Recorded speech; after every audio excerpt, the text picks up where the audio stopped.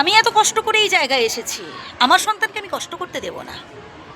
আমার সন্তান বসে বসে খাবে, আমি যা রেখে দিয়ে যাব আমার সন্তান তাই খাবে, কোনো কষ্ট করতে হবে না। বন্ধু, একটা কথা বলি শুনুন, আপনি আজ এই জায়গায় এসেছেন, আপনার কঠিন পরিশ্রমের ফল এটা। আপনি এত কিছু পেয়েছেন তার কারণ একটাই, আপনি কঠিন পরিশ্রম করেছেন। আপনার সন্তানকেও কঠিন পরিশ্রম করতে শেখান। বসে বসে সব কিছু পেয়ে যাওয়া নয়। একটা সময় দেখবেন এসব শেষ হয়ে যাবে, একটা সময় দেখবেন বসে বসে কদিন খাবে, কদিন সে বসে বসে ভোগ করবে।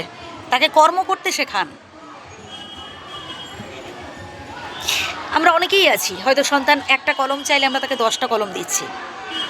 তাকে অভাববোধটা বোঝাতে হবে, তাকে বুঝতে হবে যে কত মানুষ কত কষ্টে রয়েছে। আমরা বিশাল অট্টালিকায় রয়েছি, আমাদের মাথার ওপর ছাদ রয়েছে, এমন অনেক মানুষ রয়েছে সামান্য একটু ঝড় বৃষ্টিতে না তাদের মাথার উপর জল পড়ে, ছাদ ফেটে জল পড়ে। এটা বুঝতে হবে। মাঝে মধ্যে একটু সময় সুযোগ পেলে কোনো অনাথ আশ্রম বা বৃদ্ধাশ্রম এগুলোতে নিয়ে যান সন্তান সন্ততিদের, দেখবেন তাদের মনোভাবও পরিবর্তন হবে। তারাও বুঝতে শিখুক না, তারাও জানুক যে কত মানুষ না খেয়ে রয়েছে, কত দুস্থ, কত অসহায়, আর তাদের জন্য অনেক কিছু করতে হবে। একটা সময় অনেক বড় হতে হবে, তাদের জন্য তাদের পাশে দাঁড়াতে হবে, দুস্থ গরিব অসহায়দের জন্য অনেক কিছু করতে হবে।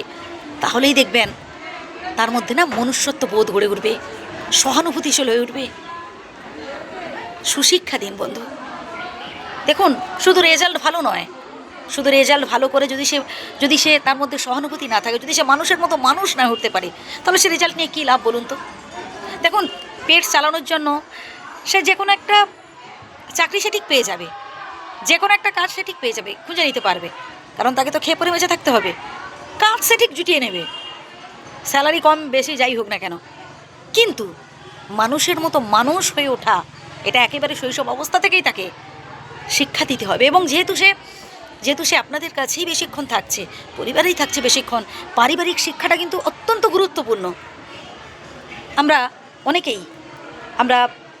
অনেক সময় রেগে গেলে আমরা কি করি, সন্তান সন্ততিদের সামনেই আমরা গুরুজনদের সাথে হয়তো এমন অনেক আচরণ করে ফেলি যেগুলো একদমই কাম্য নয়, মুখ করে ফেলছি, বা হয়তো একটা কথা বললেন বাবা মা 10টা কথা ঝেড়ে দিলাম, যেটা একদমই ঠিক নয়। এটা করা একদমই অনুচিত।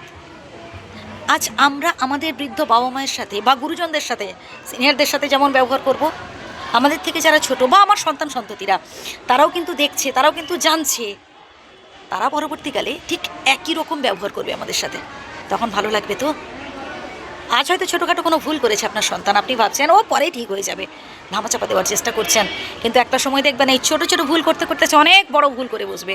তখন কি করবেন, তাই না? তখন শুধু আফসোস হবে। তাই একেবারে শৈশব অবস্থা থেকেই সুশিক্ষা দিন সন্তানকে।